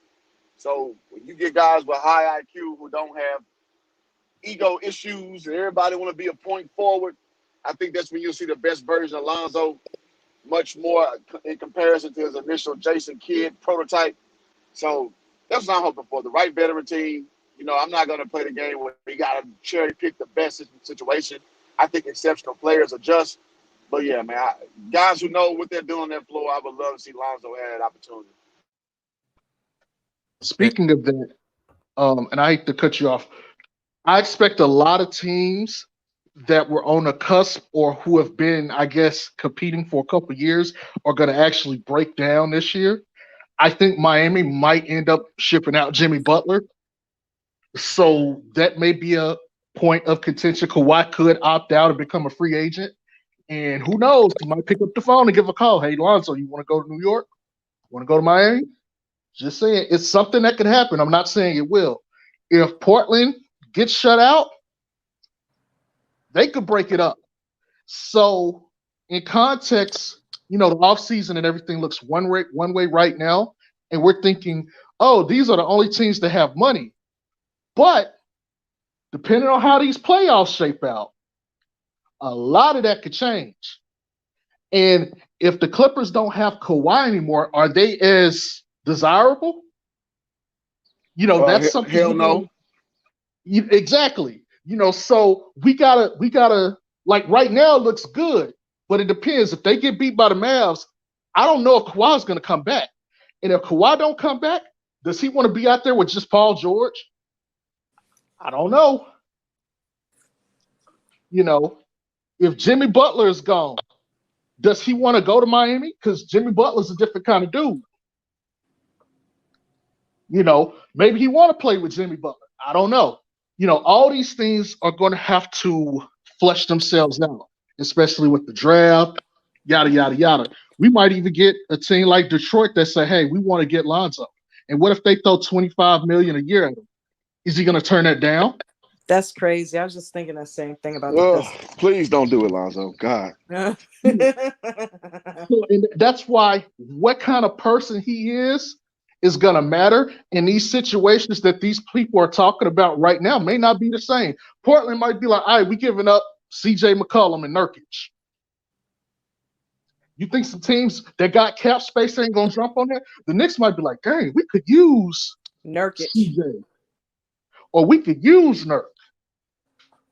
You know what I'm saying? So don't put all your, eggs in one basket, because I'm expecting by the time the playoffs are done and the draft is going to be like, oh, well, this team is going to try to make a move at this guy, or, Portland gets a trade request demand by Damian Lillard. Something might happen. You're like, hold on, wait a minute, this is something to watch out for. Yeah, it's very possible. Watching James Harden do that, all I thought about free agency is out the window. Who, Jordan? Yeah, I don't think anybody thought he was going to be available this season. That one, I think, took everybody by surprise. I'm going to piggyback off Hoop Jargon with the Lakers, and shout out to Terry in the chat. He said, salute to new media. Kuzma wants Zoe back on the Lakers to make him look like an all-star again. Bombs. That's facts. Lord. That's all I gotta say. That's facts. But we know LeBron has had a great career, won multiple championships. Hall of Famer, but you know where he's at right now. He's in the upper room when Jesus comes. Upper room. I'm sorry, sorry, LeBron James. You're in the upper room right now. And even though your upper room is better than most, it's time to come home. Lord, he done brought Really, out the upper literally, room, go. y'all. So Lonzo to the Lakers wouldn't be a problem. If there's one thing LeBron probably regrets is not playing off ball a little bit more. When you get older, you want to play off ball more than you did when you were younger because you can't be. That takes a toll. Yeah, man, he's getting hurt. Yeah. Growing, knee, this, that, ankles. But that brother's in the upper room. Oh yeah, I seen LeBron run a few times, or he grabbed his hip a little bit. That made that face that something's hurting. Yeah, that body is getting worn down now. Stuff that he may not. I mean, just his equilibrium is changing just because he's getting older. Hey man, me and LeBron the same age. I heard myself going up the stairs sometimes. I'm like, God dang, I ain't even see that step. Hey, it happens. Dropping shit, you know what I mean? It's like, oh, Hey, okay. all the When time you is wake up in the undefeated. morning, you gotta slap your knee like 3-4 times to warm it up. Like, Right. Hey, come on, man, hey, we gonna make it, right? We don't break down on me. It's just one leg at a time. Right. hey, you know it's bad when you get in your car. You be like, you got that little. You gotta make that old person grunt. That Hey man, hand gets stuck in one position. It's like, oh, what's going on? all the time undefeated, ladies and gentlemen. Tell me why I read that Uncle Vern comment in his voice in my head. What did it say, DJ? Yeah, look here, DJ. Look here, DJ. Hey, look at here, look at here. That's blasphemy, DJ. Shout out to Uncle Vern. It's all love. Uncle Vern. That's the legend right there. Yeah, the Hey, old. man, you know, Uncle Vern was somehow make the conversation and turn into the Charlotte Hornets. What about the Hornets? What about the Hornets? The Hornets. Y'all saw that Uncle Vern video. Zoe going to Charlotte. Yeah. Uncle Vern got on my ass on Instagram, man. About some unrelated shit. Uncle Vern gonna catch you slipping, man. He gonna let you know what's up. Oh my God. DJ, remember that night he was on you and Coach? Right. And was Hoop on there too? Probably so. Yeah, he hit all three of y'all up. I'm like, damn, Unc, what do we do? Because I'm going to let you know. Good times, man. New media in the mother effing house. Oh, I love when he says that. New media in the motherfucking house. They ain't got a bold potential. Uncle Vern, his flowers chat. Yeah. You need to go and play on theme song one time, man. Just cause. All right, I'll do it one time. We're going to go back to the topic. I'm going to do it for Uncle Vern. Let me tell you something. Back in my day, let me show you.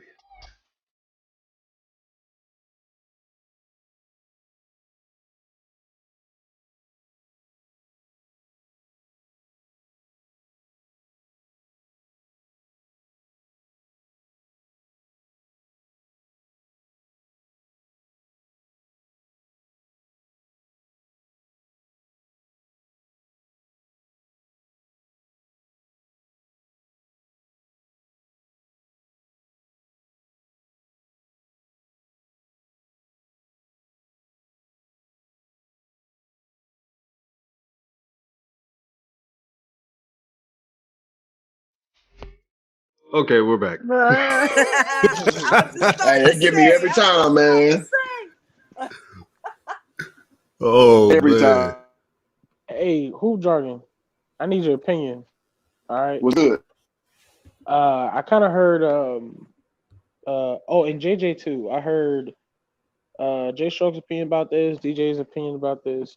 I was wondering, since Lonzo has a lot of cards he can play, right?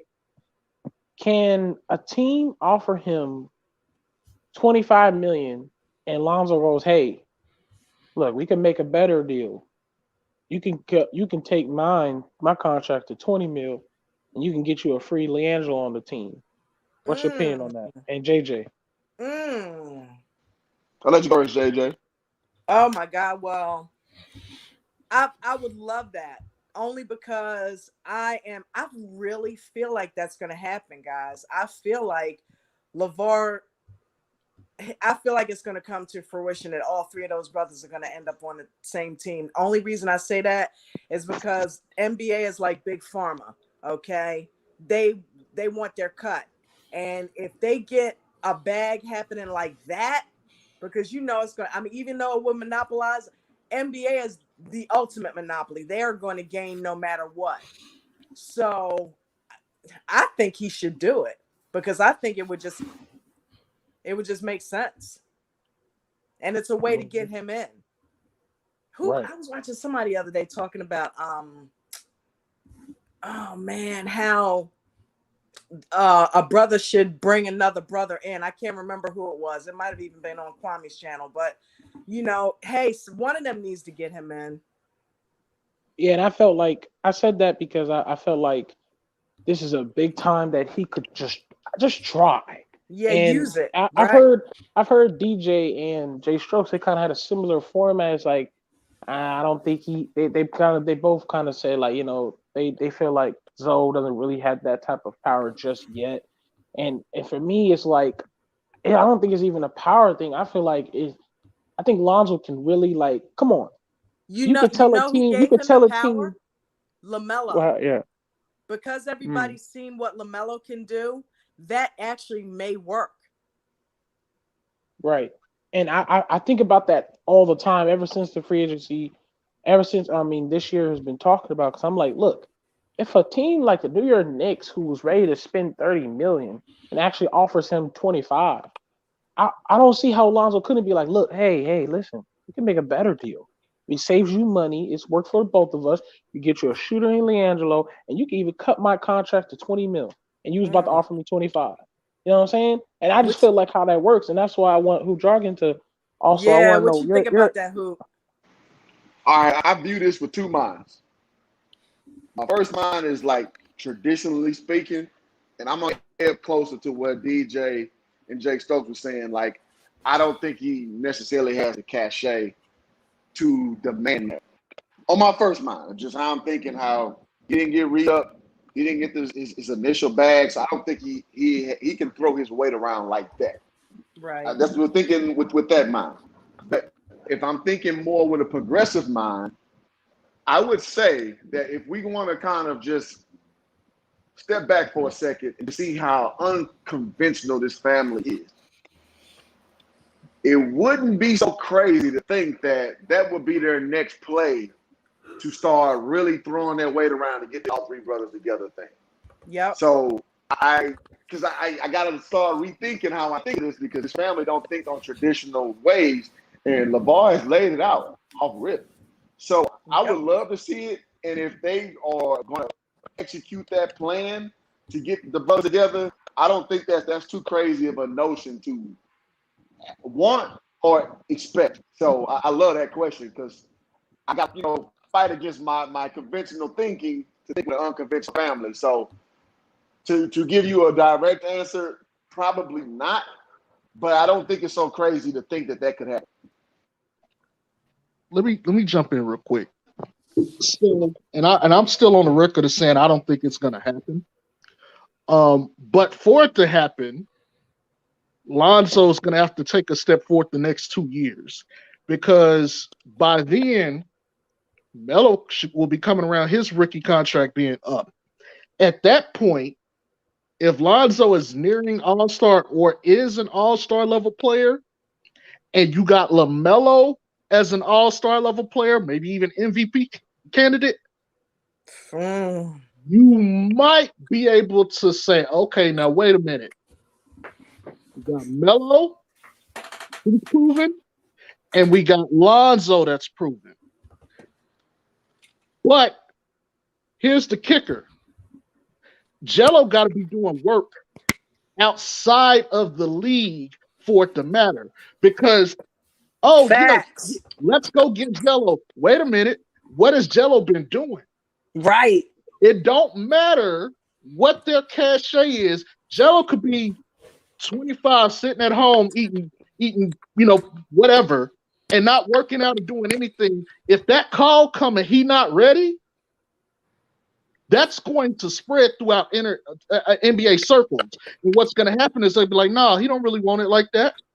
And it would suck for LaMelo and Lonzo to put their name on the line after they went through what they went through, and Jello come mess it up by not busting his tail.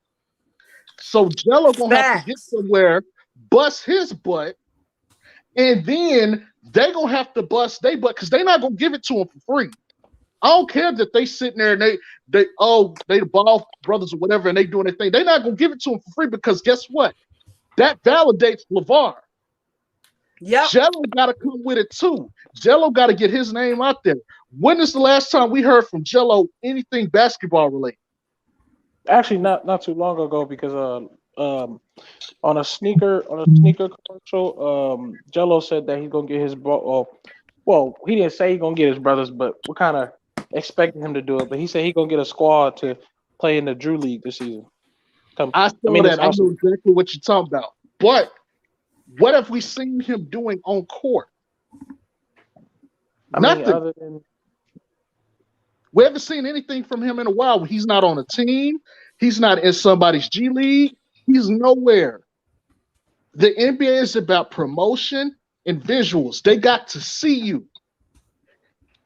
It don't matter that Zoe and Melo are doing a thing if he can't be seen. He's got to get himself out there. Drew League this summer could be a start, but he needs to go get on somebody's team. I don't care if it's in Shanghai or wherever. He needs to be somewhere where people and scouts can look at him and they can justify LaMelo and Lonzo sticking their necks out for him. That's facts. And I'm going to go into my DKM bag. You need to be playing overseas, man. You need to be doing something. You need to get some film out. Yes. That's facts, man. Shout out DKM, man. Yep. I agree with that, Jay Stokes. I agree with that. Man, Jay Stokes laid on it. I'm going to really add on to the fire. Now, I remember folks was really disagreeing with me. All I said was LiAngelo has to do something since he's not in the NBA. They said, no, his goal is the NBA. So since his goal is the NBA, wouldn't you want him to play overseas and get some experience and get ready and get his name called if he is? See, some fans of his, right? They want Jello to just go right in the NBA without just putting in the work.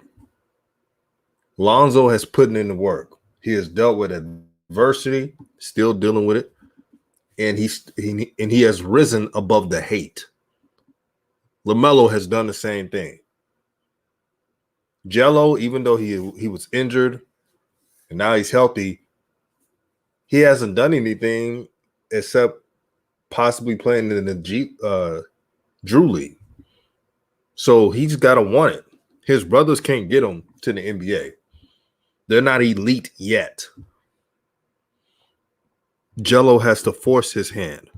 He has to get film. He has to be exposed by the scouts. The scouts got to see him. I'm going to give you three names. Yeah. J.R. Smith, Gerald Green, P.J. Tucker. Is Jello ball better than any three of them dudes? No. So why the hell is he above playing overseas? Actually, I could throw an argument that he's better than JR, but we'll leave that alone. Oh, shit, boy. Your argument going to stop real quick. J.R. Smith is a five-star guy.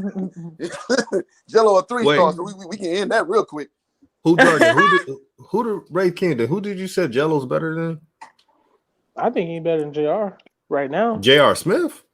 Right now, we're talking about traditionally. We're not talking about right now. We're talking traditionally. Then yeah, okay. Now, if you tell me Jello better than Pudding, that's an argument. But we talking about Jello Bob and J.R. Smith. Come on now. Yeah, That's a I thought we were five-star talking about kid. right now. My bad. I thought we were talking about right now. My bad. Okay, And I fair think enough. a Fair lot enough. of y'all forget how good JR used to be. Because when JR came into the league, he was hooping. He was a Oh dog. yeah. Don't Oh let yeah. don't let the finals a couple years ago fool you. JR was a monster coming into the league. Oh Absolutely. yeah. Definitely. Yeah, I wasn't gonna take that. I was just when he said I thought it right now. That's My fair. That's fair. bad. My bad. My bad. The brother Terry in the chat said if the Hornets can sign Cody Martin, brother, then they could sign Jello. That's fact. Yeah, but that's again, he has to play. That's true too. Trust me, I would love for that to happen. That's the thing. That's what I said earlier. Jello seemed like he could go either way with it. But I do want to point out Michael Thompson's youngest boy didn't make it like that. You know what I'm saying? And he come from NBA royalty. His dad, Klay Thompson, his big brother, he ain't make it. So I mean, I ain't watch, Michael Thompson Jr., whatever I think his name is. I don't really watch him that closely. But I mean, the nepotism thing don't always work. You know what I mean? So I do want to point that out. Also, Boogie Cousins' brother didn't really make it like that. So, you know what I'm saying? It's one of them things. And to the point, because I know they talking about the Giannis brothers. One of the brothers got drafted in Dallas, and I'm a Dallas fan. And they was grooming him to possibly be another second coming of Giannis. They thought that there was some of Giannis in him before they eventually let him go. So there has to be, you got to have some talent. And quite frankly, they've been looking at Jello on top of, okay, he's got the injury history too. He's not better than either of his brothers. And you can make an argument he's not better than a lot of guys on NBA benches.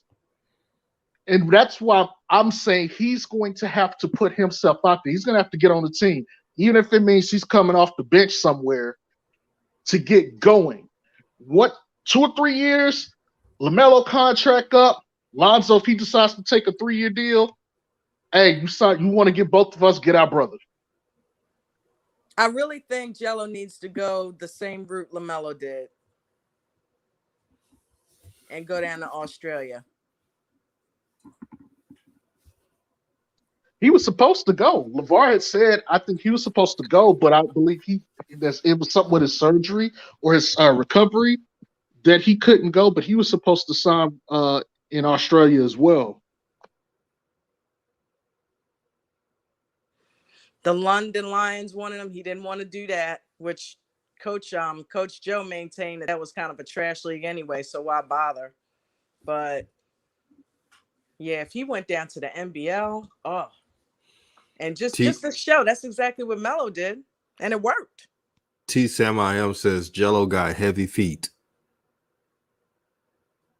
Yeah, he's built bigger. Mm-hmm. But in hey, fact, he's looking kind of thick these days. Y'all seen some pictures of Jello? Jello looked like he done put on a few pounds, man. He ain't playing on no court. He said something about he was playing in Compton. It's like nobody's watching in Compton, man. Ain't nobody watching no Compton courts. And listen, like I told Coach Joe, the BBL is the name of that league in the United Kingdom. I almost played in that league. Ron Artest has played in that league. But this was after his stint with the Lakers. So you ask yourself, is Jello better than Ron Artest at his worst? No. So you're not above playing at the BBL level if that's what you got. And we talking about the most popular team in that league. So if that's what you got, go get film, be active, and get on to the next level. Just how Melo played for the second league LKL, which is, conventionally known as a trash league. He got his weight up out there and went back to high school and got his thing on. So I don't think Jello's above that at all. You know the worst move? You ain't above anything. As far Absolutely. as I'm concerned.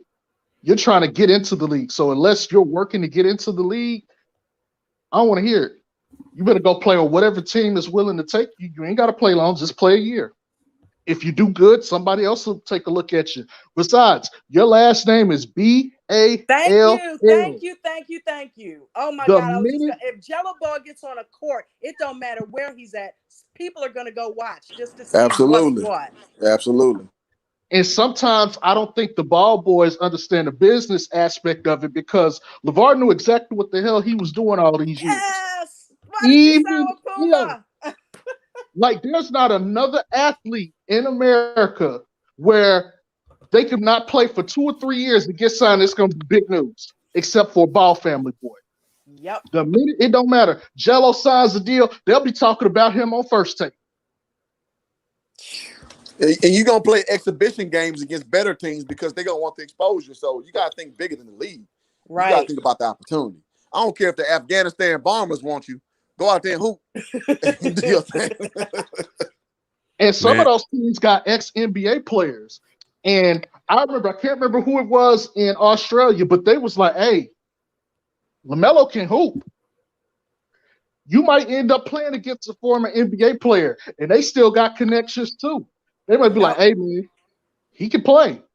He might make a phone call for you. So you never know. Your boy. But you got to go put in the work because it's not coming to you right now anyway. So why not go work? But if you're not going to work now, what make you think you're going to work on a team? Why would a team take a chance on it? There we go. Nobody's hating on Jello, y'all. Because I know Rap God probably down there fuming. Ain't nobody hating on Rap Jello. God. It's like we just want to see him get out there, and he's got to put in the work, and he's not doing that.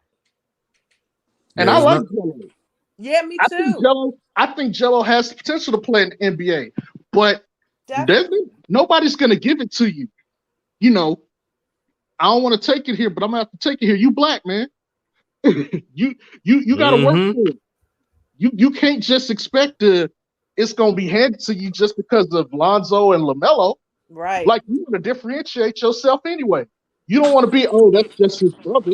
He's the third child that just wasn't good enough. Because, hey, that's what it's looking like right now. Jay Strokes. Go ahead, DJ. My bad. I had a sub once message me and say, I'm not really worried about Jello because Lonzo LaMelo's going to get him in the NBA. And I was like, get him to the NBA. He should do what it takes for him to get himself to the NBA. He's got to put in the work. We all want Jello to do well, but you can't it doesn't work that way. You just sit there and wait for your family members to get you in the NBA. And I had a debate one time with this one person. They were saying if the roles was reversed, if LaMelo or Lonzo stole from China, someone actually told me they wouldn't be in the NBA or wouldn't be drafted. That was a lie. I don't think so. That was a lie because I talked to someone. I ain't gonna put their name out. They do a little temp work scouting, right? I asked them. I said, if Lonzo and LaMelo stole from China instead of Jello, where would they be? And they said, well, for Lonzo, since he was an All-American at UCLA, if he would have dropped, he would have dropped no longer than 10. Same for LaMelo. He was a top 3 pick. If teams were scared off by that, he won't go past 10. This is what they told me. You got people that's playing in the league right now that's got like cases on them. Thank you. So, if you got talent, you can get in the league. Now, what'll mess you up is if you keep doing stupid shit. But if you sit there, it's a one-off. It's like whatever. Hey, anybody ever heard of Cam Newton before? Yeah. Stole a laptop, and he's still balling. You kidding me? If you show the talent, they will overlook that stuff. You talking about a second chance league? Are you kidding me? Anybody heard of Greg Hardy? Jello is not in the league because he stole a necklace from China like 10 years ago. Come on, are you kidding me? That's an excuse. Stop playing, man. And they had Jello coming off the bench at UCLA. So that should tell you something. Was LaMelo going to come off the bench at UCLA? No. Yeah. Oh, Jay Strokes, you're going to laugh at this. And they were trying. That's why we got to do a better. And when we talk about the Ball family, we can't lump Jello with Lonzo and LaMelo. They're in different lanes. They had the nerve. I remember someone said this in the season. Oh, Jello's not starting for UCLA because the coach is trying to prove something to LeVar Ball. I'm like, come on now. If Jello, like, if they really needed Jello to start, he would have started him. That's like saying, and I know LeBron didn't go to college, but that's like saying, hey, we're not going to start LeBron James to show his mama something, to Right. show that her boy ain't as good as he. LeBron would have went up in there and took the starting job. He would have took every job. He would have been all 5 starters at once if need be. Any coach worth his medal is not going to sit a player that can play over some BS because their job is on the line. Except Luke Walton. Oh, my bad. Keep going. Keep going. My bad. Hey, y'all That's know the facts. worst. Y'all know the worst thing Jello did, and I brought this. I think I talked to Who Jargon about it. He should have never left OKC, the G League. He left too early. Yeah. Because a lot of injuries, a lot of OKC Thunder was clearly tanking, trying to get a better draft pick. He should have stayed with OKC Blue through it all. Remember, he left early because he thought that, he could get on with the Detroit Pistons, and he should have never did that. And I remember when Jello got on with Detroit after LaMelo got drafted, it was like everybody was talking about. I seen people that never spoke a lick about basketball. LeVar did it. He got all 3 of his sons in the league. I'm telling you, all he got to do is sign with any team overseas. There are people here in this chat right now that stayed up or did whatever they had to go watch LaMelo play in NBL. Am I lying? Nope. No, you ain't lying. There You're are not. scouts that left from America to go to Australia just to watch LaMelo. Am I lying? Jello was one of them. He was I'm sitting in the listening. stands. He was already there. Your I mean, people dad watch the already JBA. put you on game before you even had to deal with this. Leverage your last name. Go find a team. Go beat up on some scrubs. Get a better team that's going to take a look at you. Go beat up on them. And then after a while, it will pay off. That's a great point. And like the JBA, man, they would routinely get 20K watches on Facebook. We talking 4 years ago, right? So your name rings bells to the point of this discussion. You got to maximize on your last name in the right way if basketball is what you want to do. Now, that brings in a whole other thing to the table. Is basketball really, really what Jello want to do? Do you say you want to play basketball, or is just because that's the family business? So I think we're going to have to start discussing that after a while. Yeah, man, because you know how the human mind works. When you really, really want something, you get that shit. You go do whatever it takes. Your mind starts figuring out ways to make it happen. His mind's not telling him that's where he wants to be, because he would have been there. I don't like that. I don't like that question. But all I gotta say is he's a better rapper than Hooper right now. That's all I'm gonna say.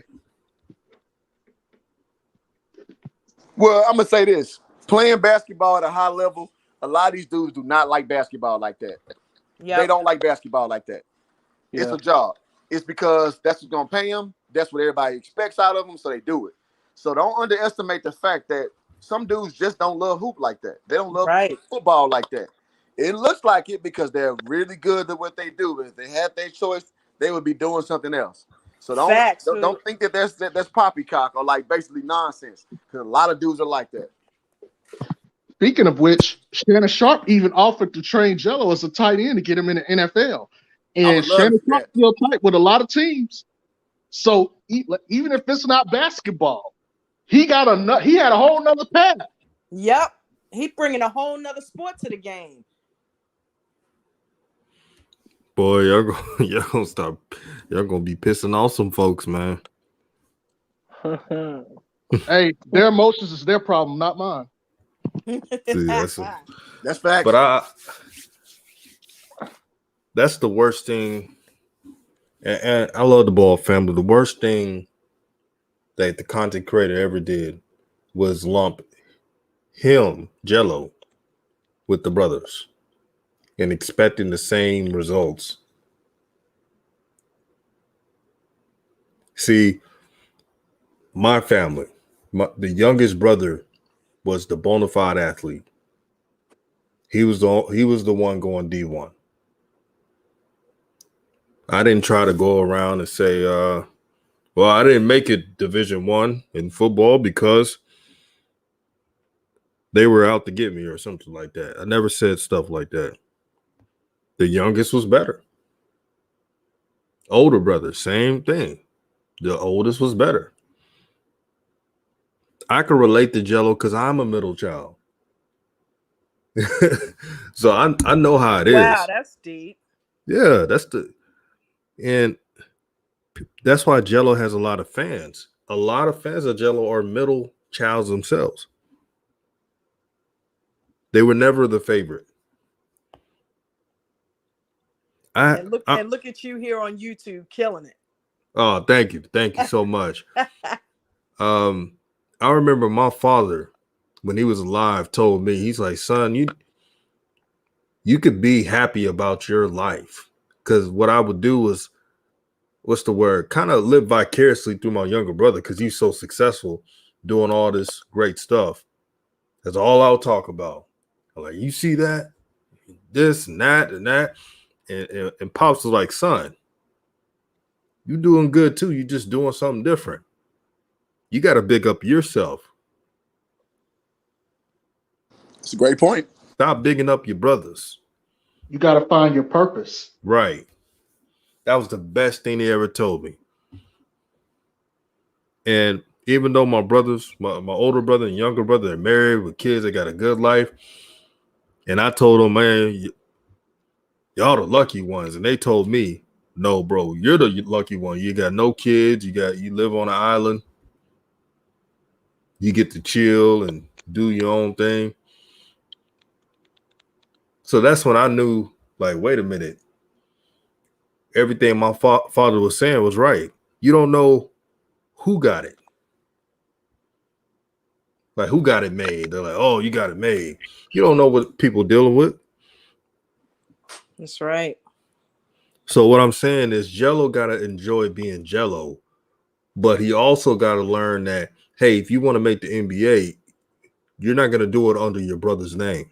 You're going to have to do it yourself as a man and prove a point. I bet you one thing. If Jello works hard, plays overseas, plays somewhere, and earns an NBA spot, he's going to feel a whole lot better because no one will say he got to the NBA because of his brothers. And DJ, I'll take it one more level. I played college basketball with a lot of dudes. And most dudes knew if they were going to try to play overseas or if they were good enough to try for the NBA around 22. 22 is when you knew pretty much like, all right, it sounded good, but I need to get realistic about what I want to do. Do I want to be a family man? Do I want to settle down with this chick I'm with? Whoop-de-whoop, blah, blah, blah. That's where Jello is coming at in life right now. Yeah. So it's cool. Everything's a possibility at 18, 19, 20, 21. At 22, you kind of come into your own. So it's not too much outside the realm of possibility. They're just, hey, damn, I did want to do that at that point. My dad wanted for me, but I'm not sure that's for me. So we do got to leave room for that to be a possibility as well, man. So that's all I'm saying about the Jello. I agree. I think that's exactly where he's at. Because you don't see him doing the things that LaMelo did. You don't see him doing the things that Lonzo did. Jello's different. He may not want that. And I mean, that's kind of a hard pill to swallow because we all want to see all three ball brothers in the league. Jello may not want that. And that's okay. It is. That's okay. You can be successful running a business, running your own business, being a model, whatever the hell you want to do. You can be successful in a lot of avenues, man. You don't have to be successful being a ball player just for us, for our sake, because we want it. No, it's just life. Just like Jordan, 2 kids ain't making NBA. Michael and Jeffrey. Well, I'm sorry, Marcus and Jeffrey. It ain't in the cards for everybody, man. And hoop jargon, like, and this is going to be the last thing before we go. You know, a lot of content creators will pull up stats and everything else and say, well, Jello had this much points when he was playing with LaMelo.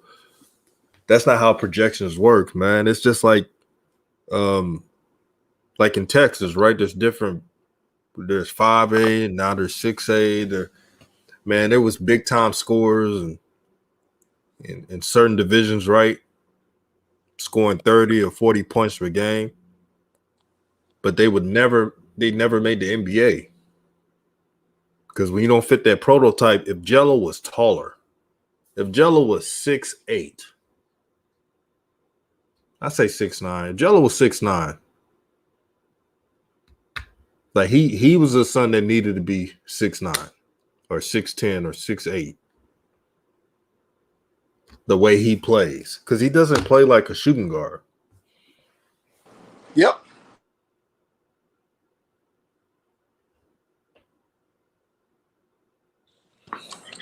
Yeah, and I just want people to understand, like, dog, and I think that's an excellent point. You can play really good next to a really good player, but when it's your time to be by yourself, maybe not so much. And I'll give you a name. I think, well, some of y'all kind of young, but Vince Young and DJ, being from H-Town like me, Vince Young was a phenom in high school, right? Right. His running back, Courtney Lewis, went to Texas A&M, a good school, right? Did not make it to the NFL. Wasn't that good at Texas A&M. So sometimes you can be next to the guy, but when it's your time to be on your own island, it is what it is. And there's no shame in that because you can succeed somewhere else in life, man. So I just really want people to know, like, there are a lot of situations where you can be next to the guy, but it's just not in the cards for you, or you may not even just want to do it. So, and let me read this before I go. Aunt James, what's good, my brother? Peace and blessings to you. Says that Michael Jordan, older brother Larry, was a star player in high school. Larry just couldn't go the same level as Michael. Facts. Yeah, Larry Jordan was breaking records and everything, but he didn't fit the prototype.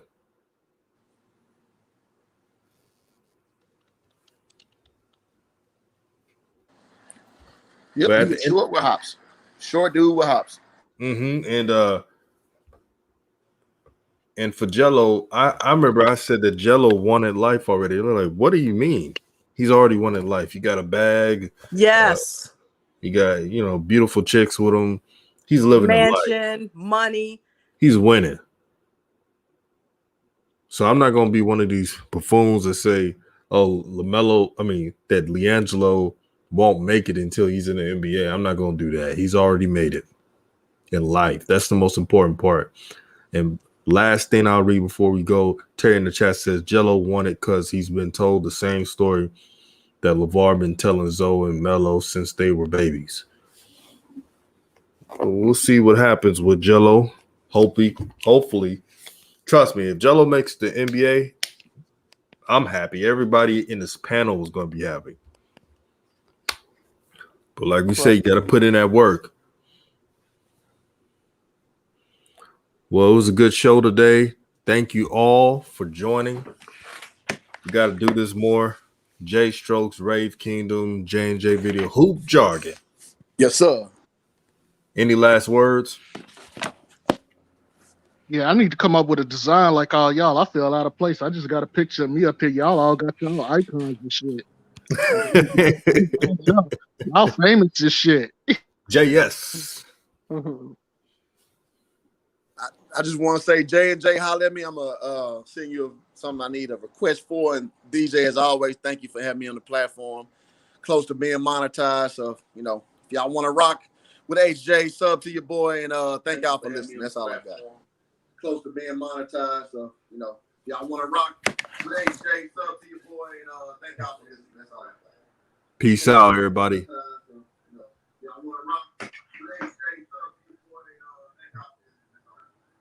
Peace out, everybody.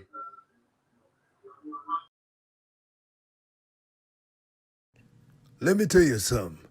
Back in my day, let me show you.